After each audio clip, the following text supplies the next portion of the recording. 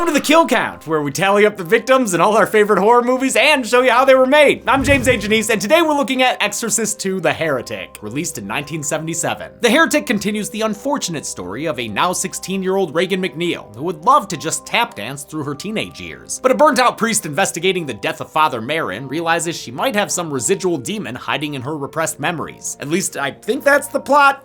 I don't know, man. This movie's fucking weird. The original Exorcist was the highest grossing movie in Warner Brothers history, so the studio wanted a sequel by any means necessary. The original plan was a quick cash grab that would recycle unused footage from the first film. It'd be supplemented by a priest interviewing people, the old Silent Night, Deadly Night 2 technique. But the two men who made the first film, director William Friedkin and writer-producer William Peter Blatty, gave that idea a resounding hell no, then got back to filing lawsuits against the studio and each other over profits and credits. Playwright William Goodhart then turned in a heady script about spirituality and transcendentalism. It was good enough to convince Linda Blair to return to her career-making role. Unfortunately for her, Oscar-nominated director John Boorman took the script into his own hands. It was very, very well written.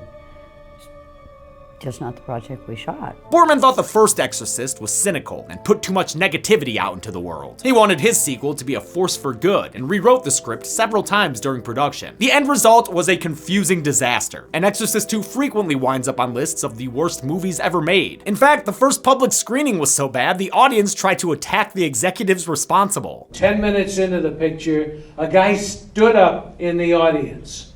He stood up and he looked around and he said, "The people who made this piece of shit are in this room." I had never seen this movie before watching it for the Kill Count, and honestly, I expected something way worse. Like, yeah, the movie's weird, with its first-person flights through Africa and a focus on locusts like it were Jurassic World Dominion. But aside from some boring stretches where we're just watching lights flash in people's faces, it's bizarre enough to be interesting. Linda Blair's given it her all, and I like the score by Oscar-winning composer Ennio Morricone, who would go on to do music for The Thing. Exorcist II even has some defenders like famed film critic Pauline Kael and Martin freaking Scorsese. So yeah, it might not be a good movie, but I think it's worth checking out, if only to see a cinematic train wreck. How many souls will Pazuzu? Tim? Hello there. What's going on? How am I seeing you right now? We must be connecting through the force of creativity. Whoa, dope. Huh. I bet it's thanks to our partner WeTransfer. After all, they believe creativity is the driving force behind humankind, and as a certified B Corp are dedicated to giving back to the creative community. They must have sensed that I needed you, but for what? Do you need help counting kills? No, that's not the help I'm looking for. Huh. To the numbers?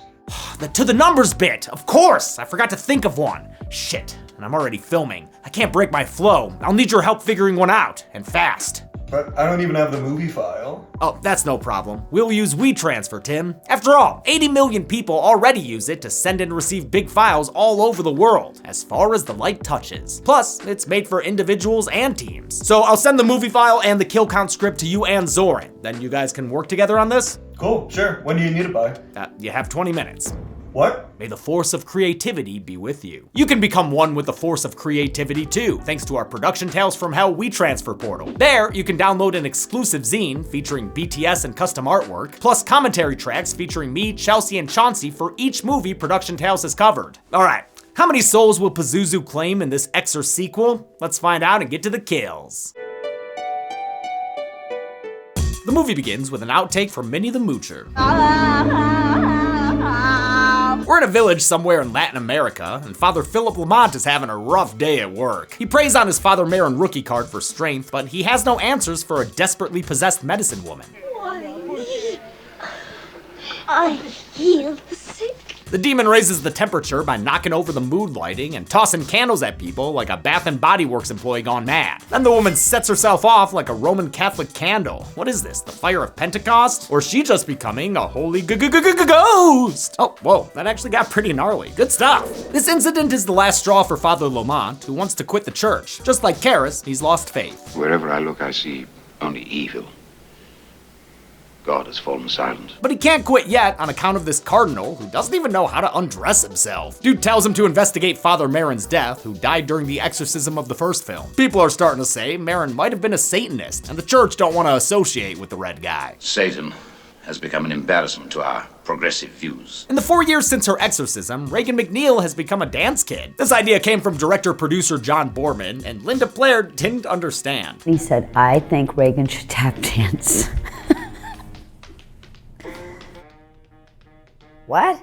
Regan don't tap dance. Whatever though, I'm more shook by this long-haired kid playing Barry sax for her. Why is this kid literally me in high school? No, I'm fucking serious, look at this. What the fuck, man? Ah, kid, I hope you're not as insufferable as I was. Regan regularly sees a therapist in what might be a repurposed Magneto prison. What the hell kind of psychiatrist office is this? Yes, sit down and tell me your secrets. Ignore the kids back there beating each other with carnival plushes. This Center for Advanced Dream Weaving is run by Dr. Jean Tuskin, who can give privacy to her patients with a touch of a dial. I'm not sure if that darkened the glass or just turned off the lights on all those kids out there.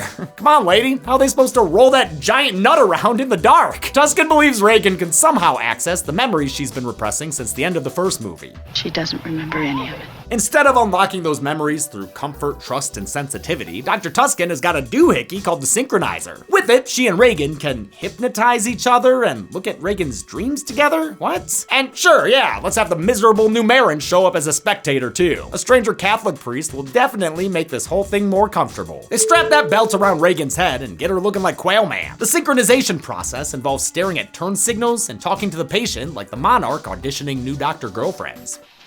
Deeper. Deeper, Regan. Deeper. Once Regan is successfully hypnotized, Tuskin straps in her own head to join the fun. And let yourself come down deeper and deeper. So what, now hypnotized people are hypnotizing people? They must just love their flashy ways. Guess that's why the church is broke and Tuskin's so paid. Regan and Dr. Tuskin mentally travel together to her old bedroom in Georgetown, giving Lamont a third eyewitness account of Marin's death. Is his heart strong? I mean, I'll field that one based on his snuff box of pills. No, it isn't. The visualist vision becomes too much for Tuskin, so Regan tries tapping out of this bullshit. Put that back on, Regan. You've got to go back. Nope, no she doesn't. This scene has gone on long enough. Okay, never mind. Lamont's tagging in like he knows what the fuck any of this is. Through the machine, he watches as a ghostly Kid Regan appears, played by definitely not Linda Blair. Teen Regan and Kid Regan then grope Dr. Tuskin? Oh no, they're just thumb wrestling over her heart. Man, poor Linda Blair, having to stand there acting her best for an awkwardly long shot. She looks like a video game character idling. Seriously, it goes on for so long. These shots with a ghostly Father Marin and possessed Regan were done practically, using a two-way mirror and some dimming lights. I don't know exactly how it worked, but in any case, I don't think it was worth it. Father Lamont talks Tuskin out of harm's way and tells the audience exactly what they're thinking about this movie. It was horrible. Utterly horrible. And fascinating. For his troubles, Regan draws him a portrait. Hey father, your head's on fire. Oh damn, he must have got one of those combustible heads. I read an article all about him. A real fire breaks out in the basement, where Tuskin sees the portrait come to life. It's okay if you missed it though, distracted by him batting at the fire with a crutch. Shit looks hilarious.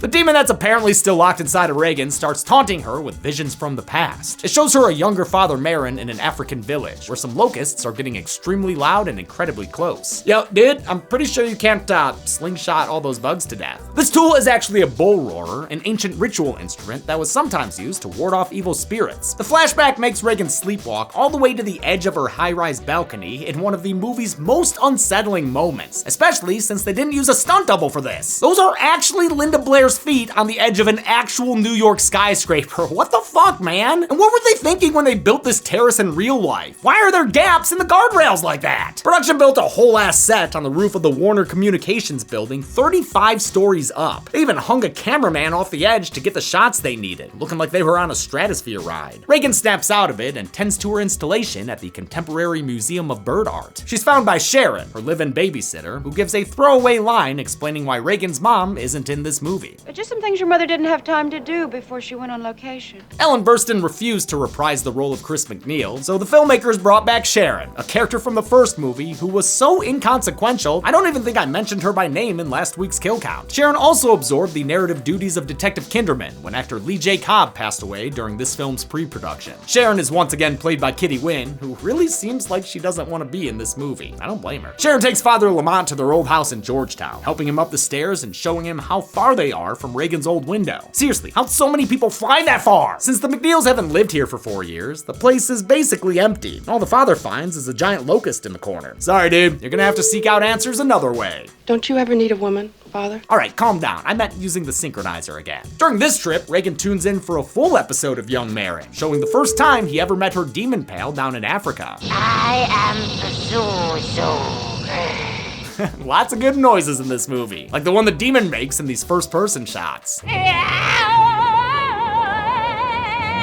Marin traveled here because Pazuzu possessed a kid named Kokumo. He's the bull roarer boy who had a supernatural ability to tell locusts to go on a git. Father Marin is played by Max von Sydow, reprising the role from the first film. He didn't want to do it at first, since he saw the success of the original as endorsement of child torture, but director Borman pitched his sequel as an antidote to the first film's negativity, so von Sydow agreed to return. Probably helped that he didn't have to wear old man makeup this time. Marin and the local holy men tried to visit an inconveniently located place of worship. While hanging out in the crevasse, they were set upon by a demon who flew at them sounding like this. The evil winds caused one climber to lose his grip and just bounce all the fuck around as he descended. Damn, dude's about to get a new high score in human pinball. I love the way this is filmed, especially the dummy at the end that just falls forever. To keep the not dummy actor safe, they built this cliff sideways on a stage with a blue screen at the bottom. The actor was then moved through it on a wire and pulley system. The character ultimately dies after getting stuck between rocks, like a visit to Ember Twin gone wrong.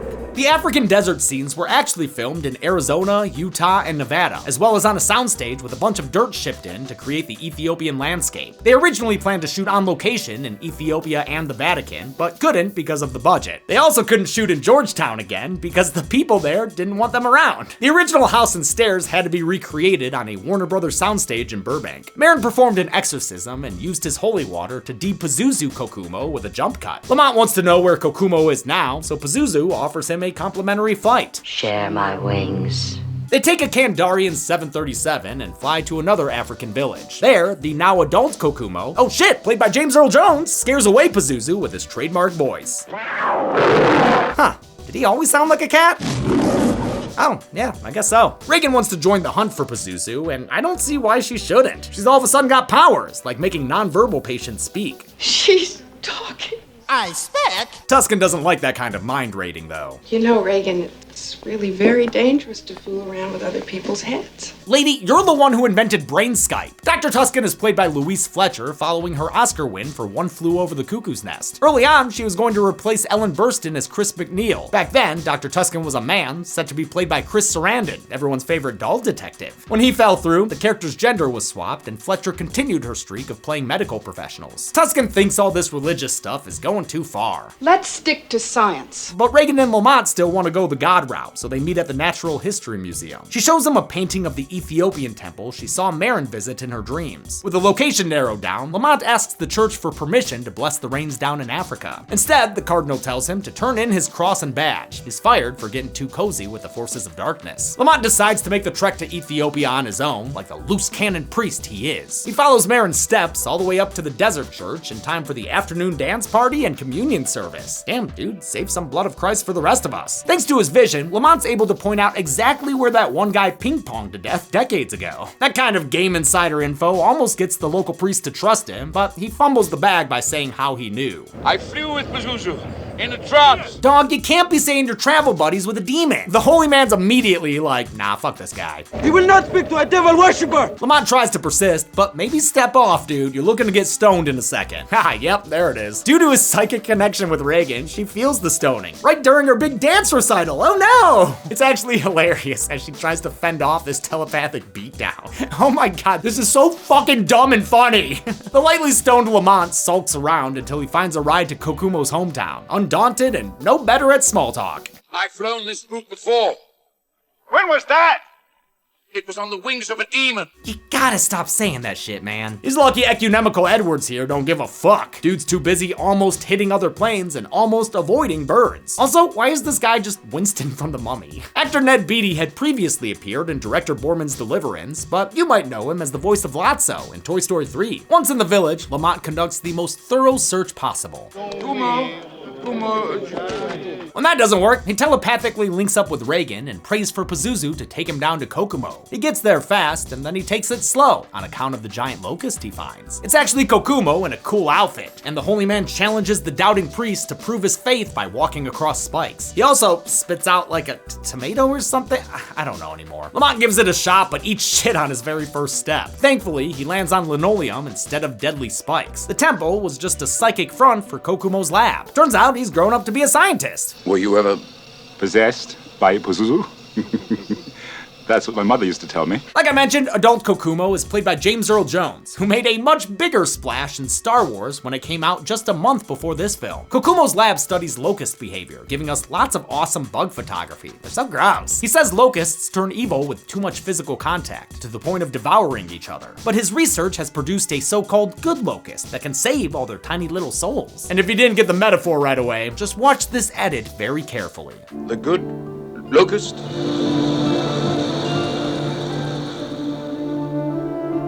Reagan is the good locust. Do you see? Lamont heads back to America and tries to check in with Reagan, but she's already checked herself out of the mental aquarium and stolen the synchronizer. He finds her at the museum and they join forces to clean out her demonic leftovers. For most of production, Richard Burton relied on cue cards for his lines, probably because he was drunk a lot of the time. He was in the throes of alcoholism and only took the role to help pay for his divorce from Elizabeth Taylor. No, not that one, the second divorce. Yeah, that one. Director Borman didn't even want Burton for the role. His first choice was Jon Voight, but he had to drop out. Even though he wasn't the greatest co-star, Blair still appreciated the chance to work with him. To work with Richard Burton, that's still to this day, is one of the highlights of my life. In a dingy hotel room, they put their heads together with the synchronizer. A flashback gets pulled out of a wormhole, and Lamont sees how Marin spent his life trying to protect good locusts like Kokomo and Reagan. She's precious, and I entrust her to you. When the dream ends at Reagan's bedroom door, Lamont debelts his head and immediately starts walking to Georgetown. Good hustle from Team God. Although, what, is he possessed now? He's in a trance or something at least. I mean, the dude almost leaves Reagan behind. She has to jump on a moving subway train not to lose him. They're catching a ride here at Union Station, by the way, which we just saw in Hannibal. It's where Hanny Boy grazed Clarice's hair on a carousel. A carousel? It was from a Union Station payphone that Reagan called up Dr. Tuscan to let her know she was running away to home. Tuscan relays the info to Sharon as they leave to intercept her. Stupid bitch. Wait, what? What the fuck was that? Stupid bitch. Is she talking about Reagan, or what is happening in this movie? The Amazing Race is on to get to Reagan's bedroom in Georgetown. Sharon and Tuscan fight against inconvenient accidents and evil turbulence, while the entranced Lamont wages a one-man war on dudes just trying to do their jobs. Leave her alone.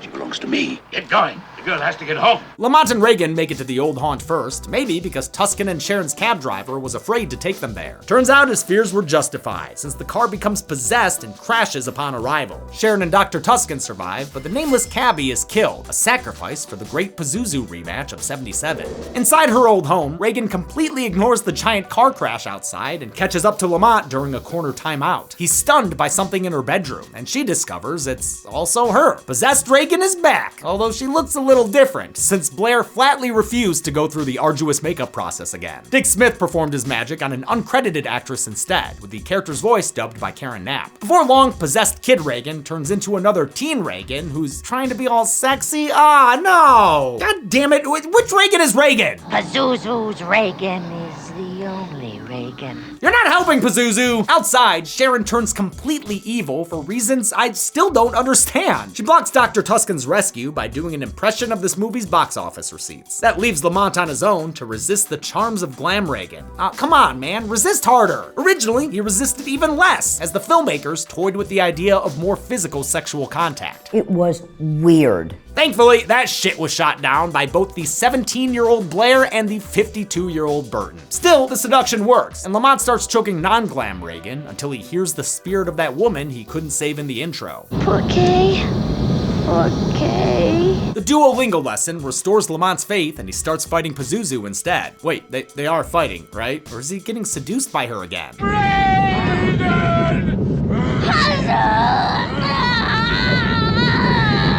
Yeah, I'm still not clear. Dr. Tuscan runs through town, warning that the locusts are coming. The locusts are coming. Not that Lamont or Reagan need to be told.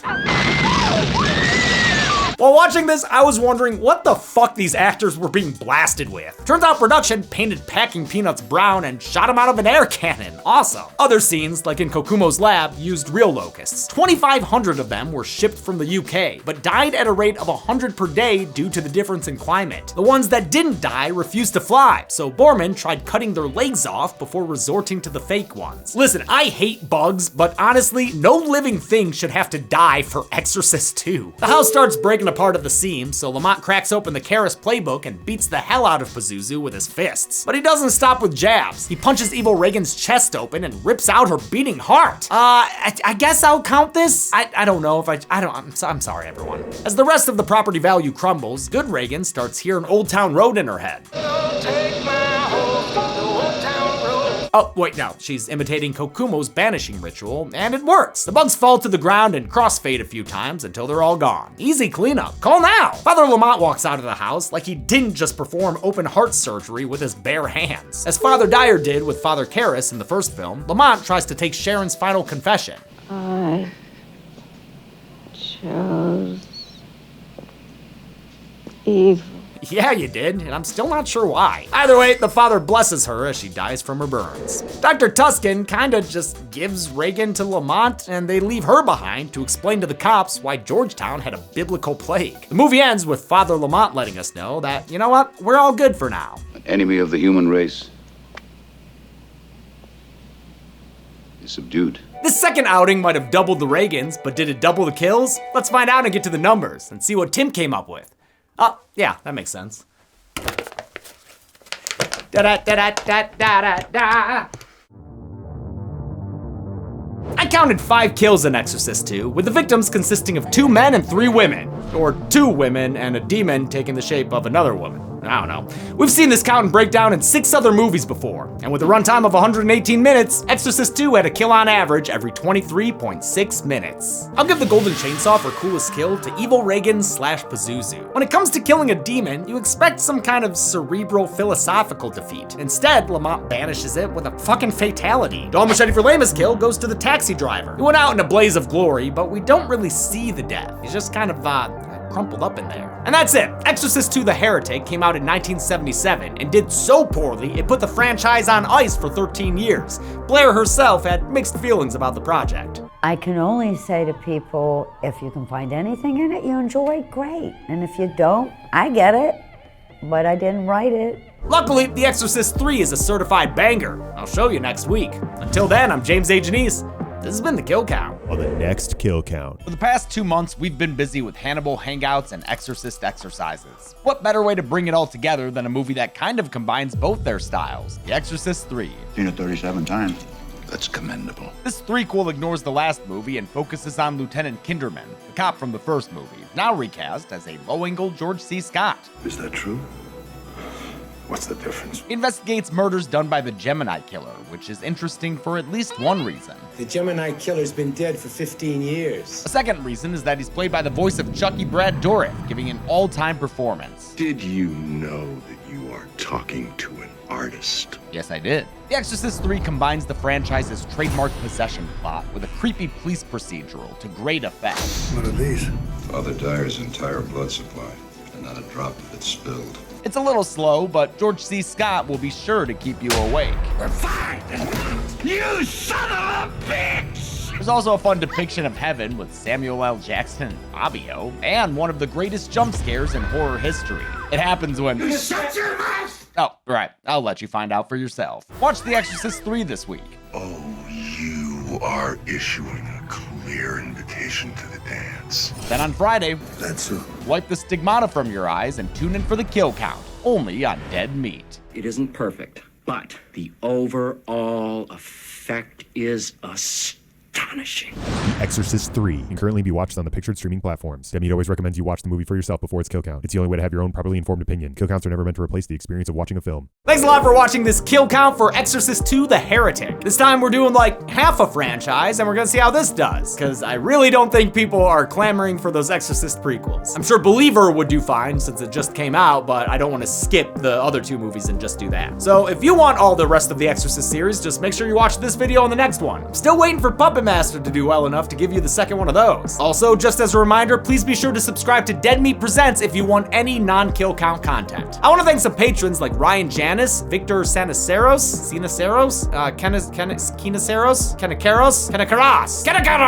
Alex, Zillax the King, Hodson, Jackson Diaz, Thomas Knudsen, and Will Wise. Thanks everyone, be good people.